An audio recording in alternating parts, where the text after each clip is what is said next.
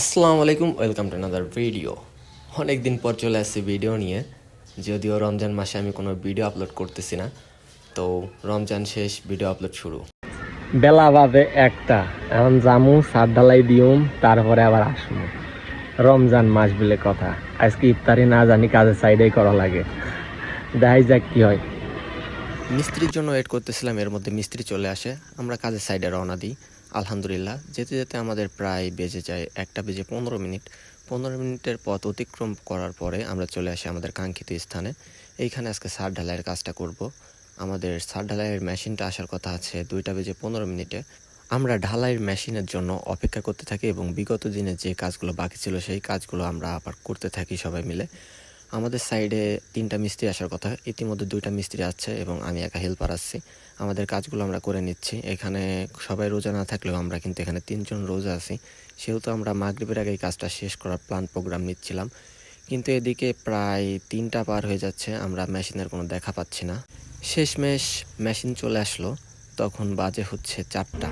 4:13, আল্লাহ মালিক জানে ইফতারির আগে শেষ করতে পারবো কিনা।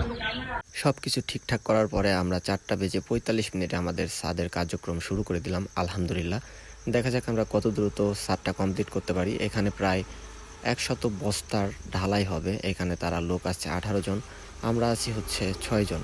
দেখা যাক আমরা কত দূর কি করতে পারি। অবশ্য আজকে হয়তো আমাদের সাইডেই ইফতারিটা করতে হবে, কারণ এত অল্প সময়ে ছাদ ঢালাই দেওয়া সম্ভব না। কারণ 100 বস্তা সিমেন্টের ছাদ ঢালাই সর্বনিম্ন হলে তো 4 ঘন্টা তো লাগবেই। এখন বাজে 5:45। আমরা এখন পর্যন্ত 3 ভাগের 1 ভাগ কাজ করতে সক্ষম হয়েছি, আলহামদুলিল্লাহ। তবে ইফতারের আর অল্প কিছুক্ষণ সময় থাকাতে আমরা কাজটা অফ করতে চাইলেও কিন্তু অফ করা যাবে না, অফ করলে লেট হয়ে যাবে। তার জন্য আমরা সাইডে ইফতারিটা করে নেব। আর সাইডে যারা রোজা নেই তারা সাইডটা চালাইতে থাকবে, আর আমরা ইফতারিটা তাড়াতাড়ি সেরে আবার চলে আসবো সাইডে। খালা লুলালা মিস্ত্রি খালা, এক আঙ্গি ছেলে, এক বেটা খালা বেহেন চোদ, আর আমি তো বোকা ছেলে।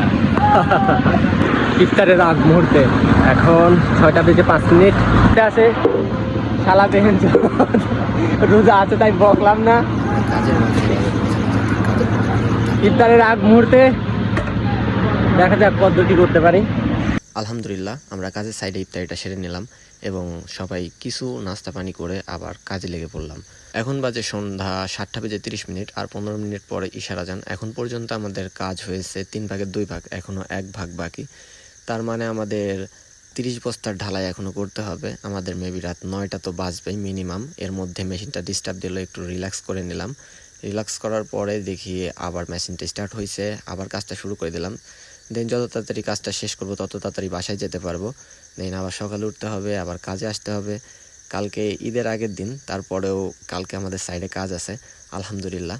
তবে ঢালাই মেশিন যদি ডিস্টার্ব না দিত তাইলে হয়তো আমরা 8টা বাজতে বাজতে ছাদ ঢালাইটা কনফার্ম করতে পারতাম। তবে আর মাত্র 4-5 বস্তা ঢালাই বাকি আছে। রাত বাজে 8:50, এখনো কাজের মধ্যে। আলহামদুলিল্লাহ, আমাদের ছাদ ঢালাইটা কনফার্ম করা হয়ে গেছে। এখন সিঁড়ির এইখানে আমাদের একটু ঢালাই বাকি। এখানে ঢালাইটা কনফার্ম করার পরেই ইনশাল্লাহ আমাদের কাজটা শেষ করব। সিঁড়িটা ভালো করে পরিষ্কার করে নিচ্ছি, কাজ যেহেতু শেষ। এখন আমরা যাব বাসার উদ্দেশ্যে, যদিও এখন প্রায় 9:30 বেজে গেছে। সবাই ভালো থাকবেন, সুস্থ থাকবেন, আমার জন্য দোয়া রাখবেন। আসসালামু আলাইকুম সবাইকে।